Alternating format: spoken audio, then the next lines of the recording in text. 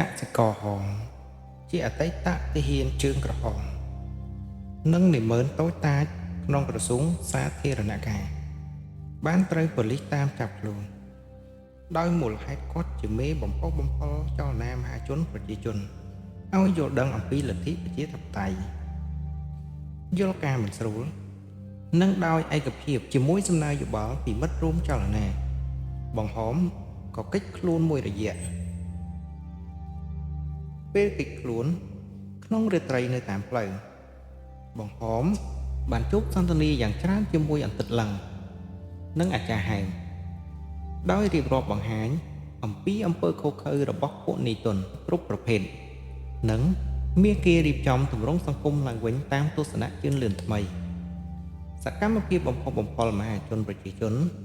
ត្រូវបានធ្វើឲ្យគ្រូម៉ៅជាប់គុកអស់រយៈពេល2ខែគ្រូបង្រៀនដទៃទៀតក៏ត្រូវតាមដាននិងត្រូវក្រសួងអប់រំខ្លះចេញពីពុំម៉ាស៊ីនស្រូវជាពិសេសចំពោះគ្រូច័ន្ទ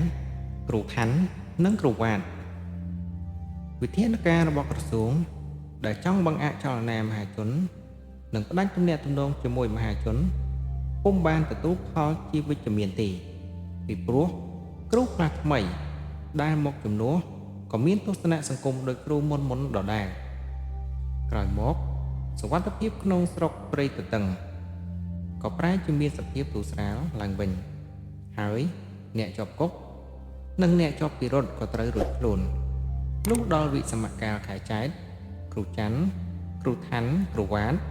ក៏នាំគ្នាមកលេងពុំម៉ាស៊ីនស្រូវវិញយ៉ាងសប្បាយរីករាយគេបានពិភាក្សាគ្នាអំពីគោលគំនិតនិងមធ្យោបាយផ្សេងសម្រាប់រៀបចំសង្គមឡើងវិញក្នុងទស្សនៈគោលចំហជឿនលឿនដដែល